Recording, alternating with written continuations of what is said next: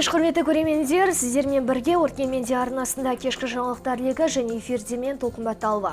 Алдымен басты жаңалықтарға тоқтала өтсек. Қылмыстық іске қатысты жаңа ақпарат. Виктория Шевкунованың өліміне қатысты сот процестері жаңаша түрде өткізілмек.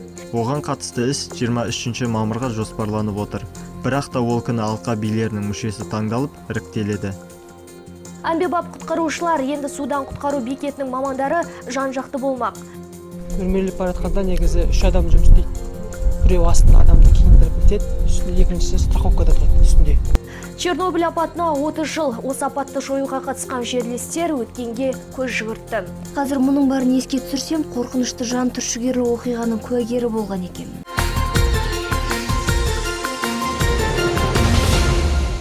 Елді дүрліктірген қылмыстық іске қатысты жаңа ақпарат. Бүгін Виктория Шевкунованың өліміне қатысты алдын ала сот тыңдалымы өтті. Ал оған күдікті деп танылған Станислав Ким істі жүргізу үшін жалғыз судьяны емес, алқа билер тарапын таңдады. Жәбірленуші жақ аталмыш қылмыстық іске қатысты сотқа өтініш жазды. Олар тергеп-тексеру амалдарын қайта жүргізілгендігін қалайды. Себебі тәркіленген пышақтан өзге біреудің қол іздері табылғандығын алға тартуда. Ал сот мүшесіне сенімсіздік танытып, ауысуына өтініш жазған марқұмның туыстарының ойын сот алқасы мақұлдамай арыздарын кері қайтарды. Және бүгін белгілі болғанда күдікті азамат аталмыш істі әрі қарай алқа билерінің жүргізгендігін қалайтынын жария етті. Енді алқа би мүшелері толық іріктелген соң жерлесімізге қатысты қылмыстық іс әрі қарай жалғасатын болады. Сот Кимнің өтінішін қабыл алып, алқа билерінің қатысуын мақұлдады. Оған қатысты іс 23 мамырға жоспарланып отыр. Бірақ та ол күні алқа билерінің мүшесі таңдалып, іріктеледі. Биыл Украинадағы Чернобыль атом электр станциясындағы ядролық апаттың орын алғанына 30 жыл. Атаулы датаға орай қала әкімі апаттың салдарын жоюға атсалысқан балқышықтармен кездесті. Тарихқа шолу жасасақ, 20 ғасырдың ең ірі техногенді апат деп саналған жарылыс 1986 жылдың 26 сәуірі күні орын алған еді. Оның зардабын жоюға сол кезде КСРО елдерінен 600 мыңға жуық ерікті мен әскери қызметкер тартылса, оның 32 мыңы Қазақстаннан және 80-і Балқаштан. Бүгінде олардан 36 адам ғана қалды. Бауырлас халық үшін басынан қатерге тіккен азаматтар жайлы толығырақ келесі сюжетте.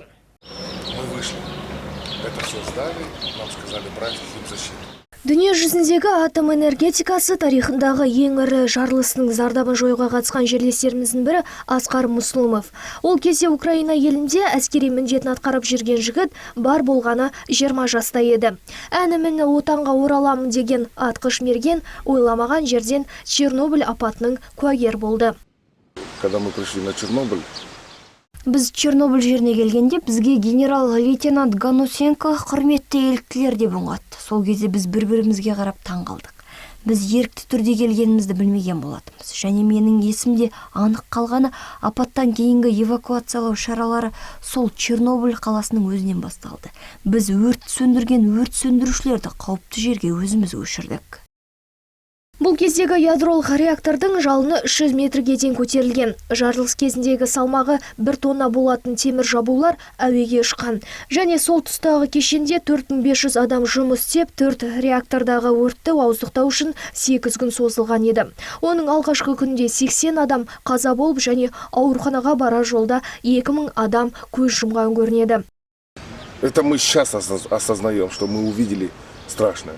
Қазір мұның барын еске түсірсем, қорқынышты жан түршігерлі оқиғаның куәгері болған екенмін. Ол кезде мұның бәрін ойламайсың, тек көмектесу керек деп жүре бересің.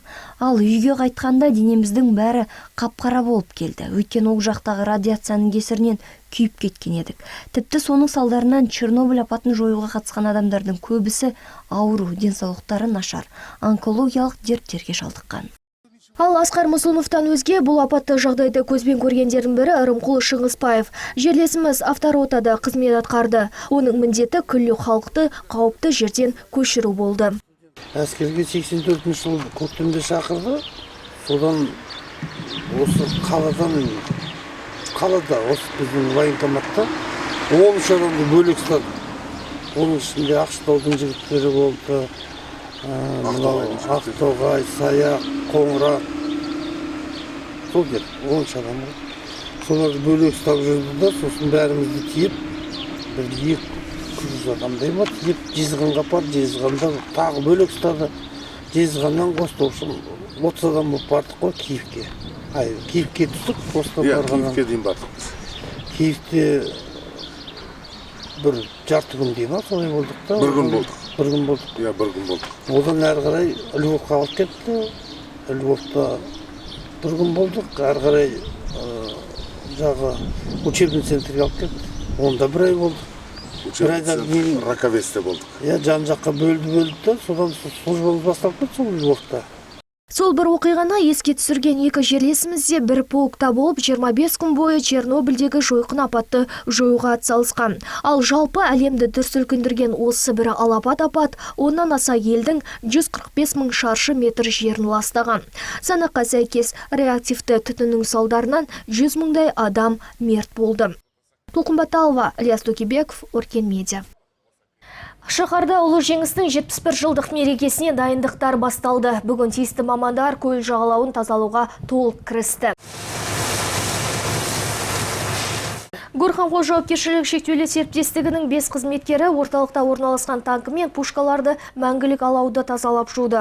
Ал Балқаш-Энерго қызметкерлері болса, көл жағалауындағы барлық тоқты тексеріп шығып, жанып кеткен сымдарды ауыстыру үстінде. Сондай-ақ өзге де қызметкерлер су құбырларын сынақтан өткізді және сынған кірпіштерді алып тастап, орнына жаңасын орналастыруда. Ал мұндай жұмыстардың барлығы біткен соң коммуналшылар ағаштарды әктеп, абаттандыру жұмыстарына кірісетін болады.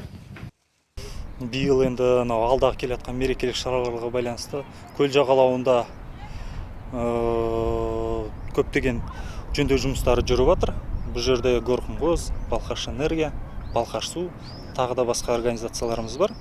1 мамырға дейін үлгереміз деп мақсат қойып қойдық. Тарихқа толы фотосуреттер мен баршаға ортақ жеңіс. Былтыр еліміз бойынша бастау алған мәңгілік өшпес полк биылда жалғасын таппақ. Осыған орай барлық балқаштықтарды аталмыш акцияға қатысуға шақырамыз. Шараға қатысам деушілерге ешқандай шектеу жоқ, бірақ мәңгілік өшпес полк шеруіне үлес қосам деген тұрғындар соғысқа қатысқан туған туыстарының портреттерін дайындау қажет. Содан кейін 9 мамыр күні Желтоқсан көшесінің бойына ата-бабалардың суреттерімен қоса келу керек. Ал өшпес полк колоннасы жеңіс күні мәңгілік алау маңына дейін салтанатты маршта жүріп өтетін болады.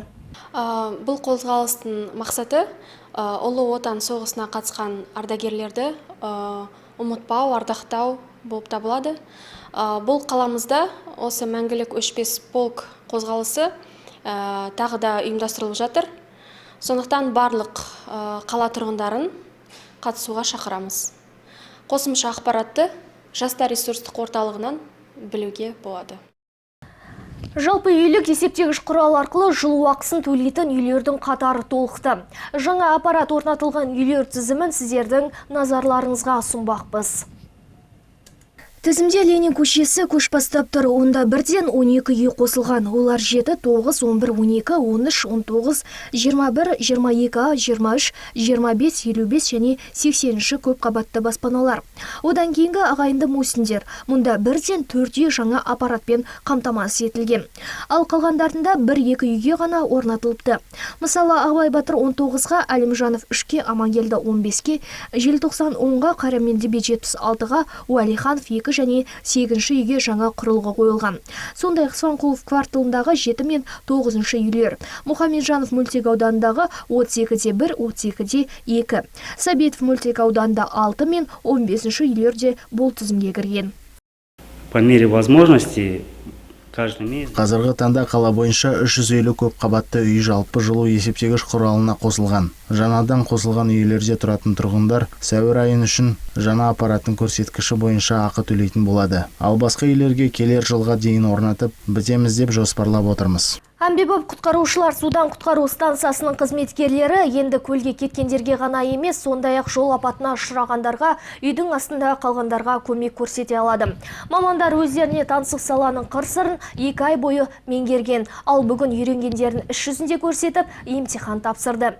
Әмбебап құтқарушыларға тағы нені білу керек, қандай талап қойылған, ол жайында келесі сюжетте.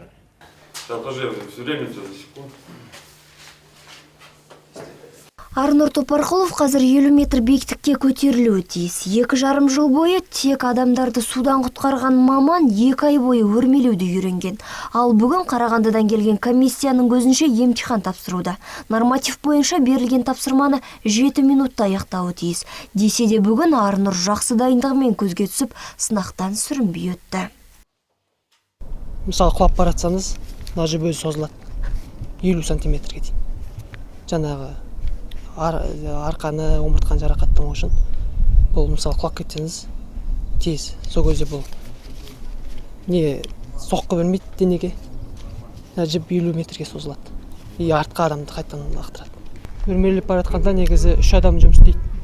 Біреу астында адамды киіндіріп нетеді, үстінде екіншісі страховкада тұрады үстінде. И тағы біреу жанында астындағы страховкада тұрады. Судан құтқару бекетінің қызметкерлері бұдан бұлай жол апатына ұшырағандарға да көмек көрсете алады. Жапырылып қалған көліктің ішіндегі адамды сыртқа шығару үшін кесетін, кеңейтетін гидравликалық құрал-сайманмен жұмыс істеуді үйренген. Сондай-ақ жапа шегушіні үйіндасынан аман-есен шығаруда енді олардың міндеті. Өйткені 2015 жылы жедел құтқару жасағы мен судан құтқару қызметі біріктірілген болатын. Мы, спасатели отцов, учились водолазному делу. Төтенше жағдайлар комитетінде 2 қызмет біріккен болатын. Содан бері біз сүңгуірлерге өз жұмысымызды үйрете бастадық. Біз 3 ай оқытамыз. Кейін теория және практика бойынша емтихан алынады. Сынақтан өтпей қалғандарға 1 айдан кейін қайта тапсыруға мүмкіндік берілген. Осылайша әмбебап құтқарушыларды дайындаудамыз. Емтихан қорытындысы бойынша мамандар арасында сынақтан сүрінген ешкім болмады. Енді олар химиялық апат кезінде қолданылатын аппараттармен жұмыс жасауды меңгермекші. Оған тура 3 ай уақыт беріледі. Ал уақыт аяқталысымен қазіргідей міндетті түрде емтихан тапсыратын болады. Ал одан кейін парашютпен секіруді де үйренеді. Гүлшат Байтукешева, Думан Қалыбаев, Өркен медиа. Бүгін жаңалықтарымыз осындай. Алда орыс тіліндегі ақпараттар легі күн сайын кешкі сағат 20:00-де біздің арнамыздан жаңалық күтіңіздер. Айдан аман, күннен есен болыңыздар.